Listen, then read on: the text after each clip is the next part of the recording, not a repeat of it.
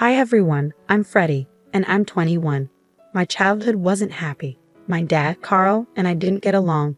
We used to be close, but everything changed when he divorced my mom and left us with a lot of money problems. It felt like he left me behind, like I didn't matter to him. He started a new life and focused on himself, his hobbies, and dating.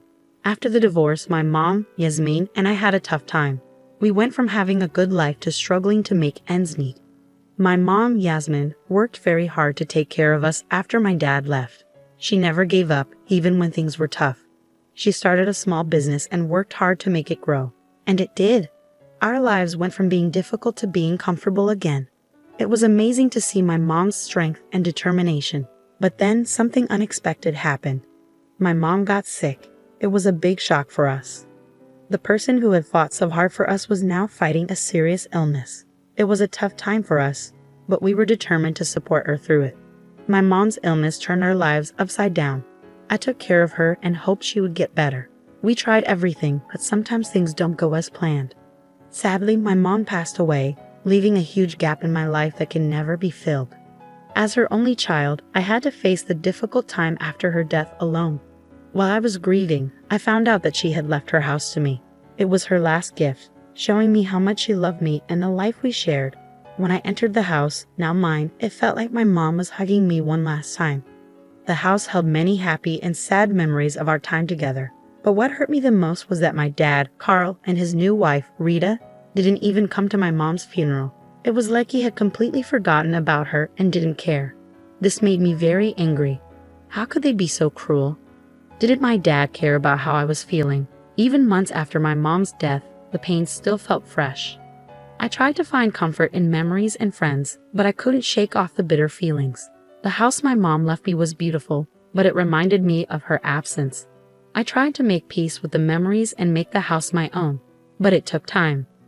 Things were getting better, until one day, my dad, Carl, showed up at my doorstep unexpectedly. It had been months since my mom's funeral, and he acted like nothing was wrong. I opened the door, and our eyes met. He looked surprised to see the pain and anger on my face. He tried to smile, but it didn't work. We stood there in awkward silence, with a lot of unspoken words between us. I was angry and disappointed, and it was hard to keep those feelings inside. Finally, he said, "Hey, Freddie, can we talk?"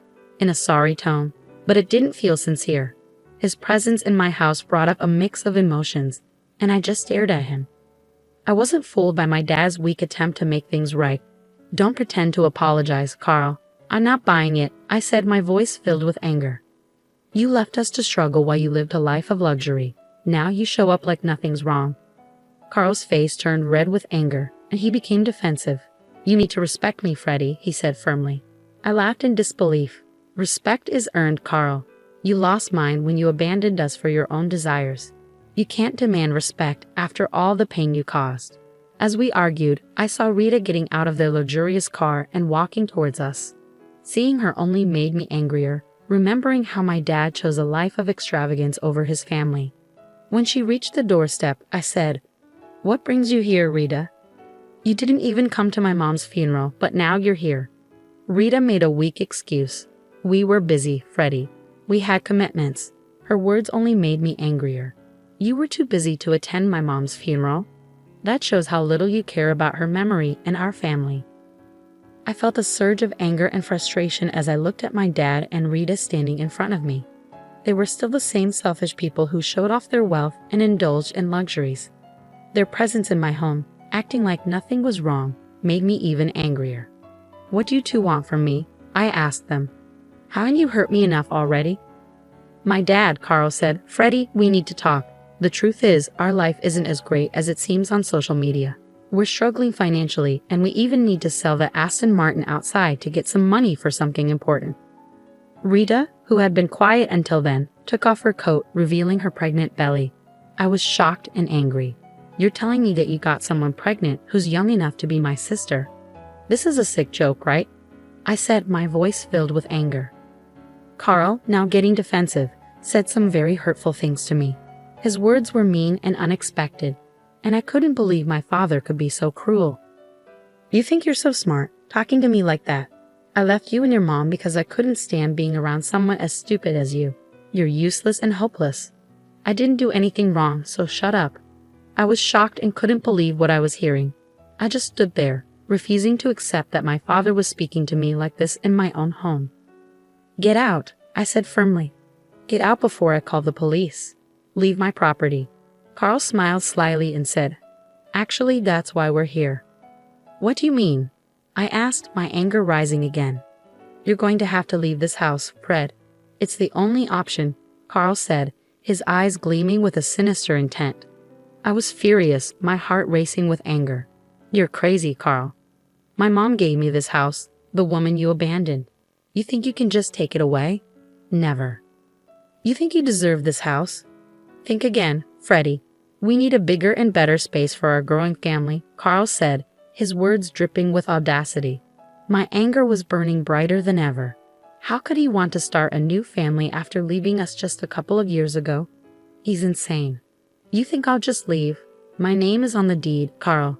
This house is legally mine, and you can't take it away, I said, standing my ground. Carl sneered at me. Are you sure about that, Freddie? I have connections. I know the county clerk, and a simple phone call could make your name on that deed to disappear. I was even angrier now. How dare he use his connections to manipulate the system and take what was mine? You'd stoop that low to steal this house from me? You're no better than a common criminal, I said, my voice strong and forceful. They were taken aback by my intensity.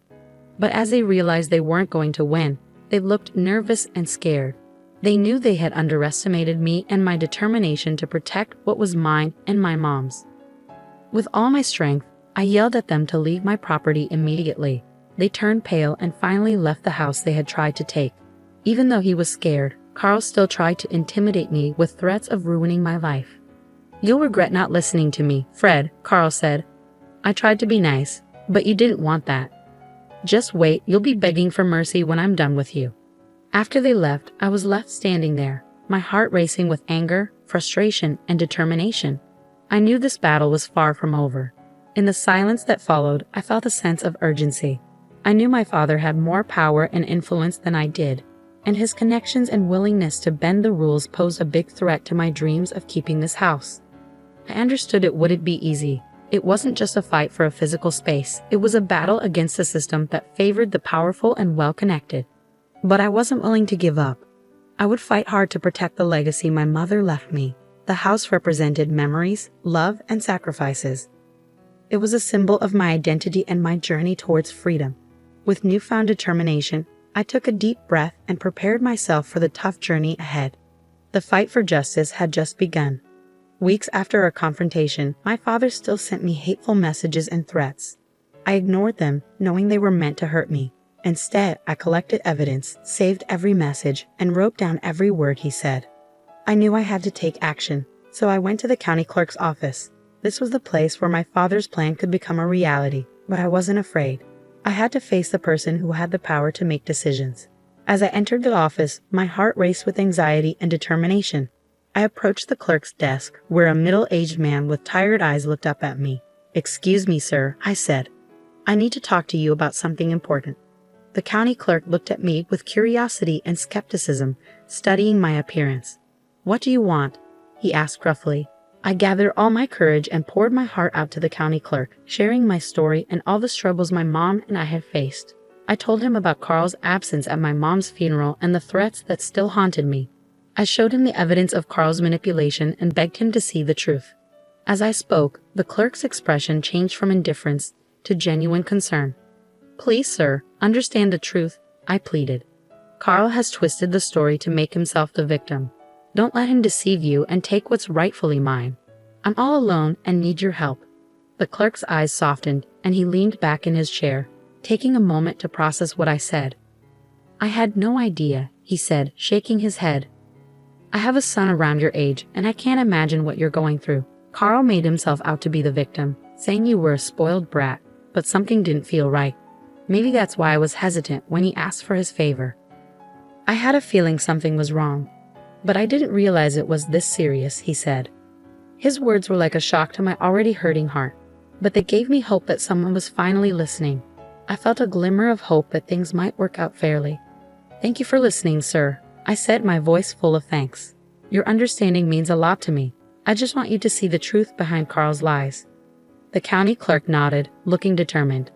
I'll do what's right, but you have to promise not to tell anyone that I'm doing this as a favor. Sometimes I help my friends in ways that aren't exactly legal, so if you tell anyone, I'll find you and make sure you regret it. I swallowed hard, scared of the man in front of me. Honestly, sir, I don't care if you're not following all the rules. I just want to make sure my house is mine and my father can't control it. I've got it, he said firmly. I believe you've been through a lot, and you shouldn't have to worry about owning your house again. Leaving the office, I felt a huge weight lifted off my shoulders. The battle wasn't over yet, but I had hope that the truth would come out and I would get what was mine. I went to my father's house, but it looked empty and abandoned. The fancy furniture was gone, probably sold to prepare for the new baby. After waiting for a long time, Carl finally opened the door, looking terrible. He hadn't slept or showered in days, and seeing me made him even angrier. What do you want? Carl growled. I just came to tell you something, I said, standing up for myself. I'm keeping the house, and you can't make me leave. So give up trying. Like hell you are? Carl yelled, his face red with anger. I'm your father, and I get to decide. You're no father to me, just a pest. I shot back, my anger rising. Carl sneered. We'll see about that. I always get what I want. I smiled, feeling triumphant. I already talked to the county clerk, and he's on my side. I have the papers right here, and the house is mine. Carl's face contorted in shock and horror as he realized his plan was falling apart. He stuttered, trying to find words, but I just laughed, celebrating my win. You can't tell anyone I tried to help you, or we'll both get in trouble, Carl said, his voice desperate. Looks like you and Rita need to start house hunting. I taunted, rubbing it in. Carl's face fell. Actually, Rita is leaving me. She's not happy that I couldn't get your house quickly enough, and she's given me an ultimatum. I shrugged. That's tough for you. Carl's eyes begged me. Freddie, please, let me move in with you. I can't take it here anymore. Everything is too much for me. I haven't slept or eaten, and Rita is driving me crazy with her demands. I laughed. You're still acting like a child, even at your age. You think I'm going to let you stay with me? Think again. Try a homeless shelter. They might have room for you. Carl's face twisted in anger. You're a heartless and thoughtless person. You'll regret this, Freddie. I smiled. I'm not scared of you, Carl. You're getting what you deserve. Karma's a bitch, isn't it? As I walked away, I knew Carl's life was going downhill. He became a social outcast, and his alcohol addiction took over.